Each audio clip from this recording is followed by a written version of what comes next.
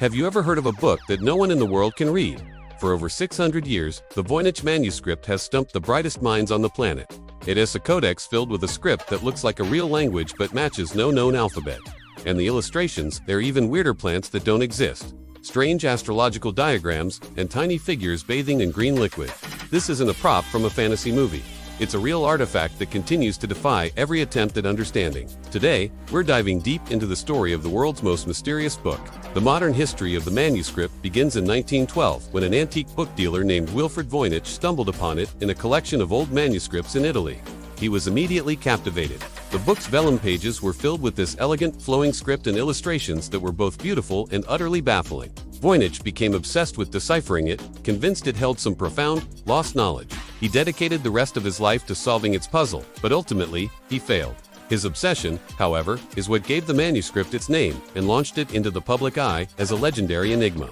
Soon after its discovery, the first major theory about the manuscript's origins emerged. A scholar from the University of Pennsylvania named William Newbold came forward with a spectacular claim in the 1920s. He believed the manuscript was the secret work of the 13th century philosopher and scientist Roger Bacon. Newbold argued that Bacon had hidden a microscopic cipher within the strokes of each letter. He claimed to have decoded passages that revealed incredible scientific discoveries, like the use of telescopes and microscopes, centuries before they were officially invented. It was a sensational theory that captured the public imagination. A forgotten genius, a secret code, and lost knowledge. It sounded like the perfect historical mystery. However, Newbold's theory was built on a very shaky foundation. Other experts examined his method and found that the microscopic characters he saw were just natural cracks and imperfections in the aging ink and vellum. His deciphered text was more a product of his own imagination than a genuine translation. The Roger Bacon theory, as exciting as it was thoroughly debunked. This first major failure set a pattern that would repeat for the next century. A promising theory appears, generates excitement, and then collapses under scrutiny, leaving the manuscript's secrets intact. With the world plunged into two global conflicts, the art of code-breaking reached unprecedented heights. It was only natural that the Voynich manuscript would attract the attention of the very best military cryptographers. William and Elizabeth Friedman, a husband and wife duo who were legends in American codebreaking, took on the challenge. They had cracked complex enemy codes during both World War I and World War II.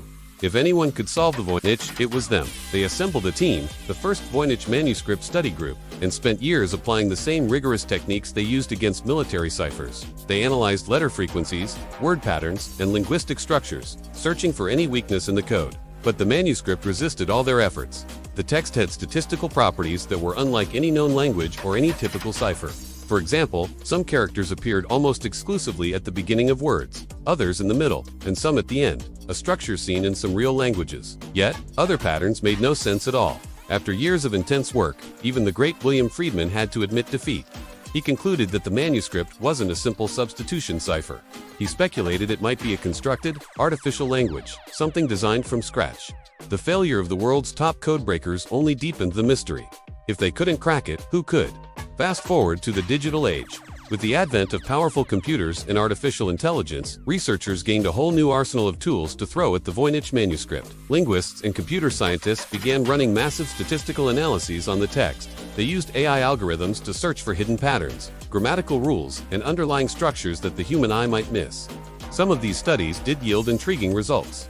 For instance, analysis confirmed that the text isn't just random gibberish. It follows certain linguistic laws, like Zipf's law, which states that the most frequent word will appear about twice as often as the second most frequent word, and so on. The Voynich text adheres to this law, just like real languages do. Furthermore, computational analysis has suggested the presence of at least two different languages or dialects within the manuscript, which seem to be associated with different sections of the book, like the botanical and astronomical parts. AI has even helped identify potential word structures and prefixes and suffixes. But here's the frustrating part. Despite identifying these language-like features, no one has been able to assign any meaning to a single word. Every attempt to map the script onto a known language or to reconstruct its grammar has led to a dead end.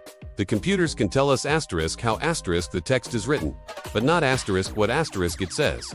The language of the manuscript remains a ghost in the machine. Of course, with a mystery this famous, you're bound to get a flood of new theories, some more credible than others. In recent years, the internet has been buzzing with claims of a final, definitive solution. One researcher announced he had deciphered it as a form of Proto-Man's language. claiming it was a women's health manual. Another proposed it was a lost Turkic language. Another even suggested it was written in a unique dialect from a specific island off the coast of Italy. Each time one of these announcements is made, it creates a huge media splash. Headlines around the world proclaim, "Mysterious manuscript finally decoded." But what happens next is always the same. Other experts in linguistics and cryptography review the work and find critical flaws. The methods are often subjective, the translations inconsistent, or the proposed language doesn't actually fit the statistical profile of the text. So far, none of these headline-grabbing solutions have stood up to academic peer review. Then there's the ultimate theory, that the whole thing is just an elaborate, meaningless hoax. Perhaps it was created in the 15th or 16th century by a clever con artist to sell to a wealthy, gullible patron.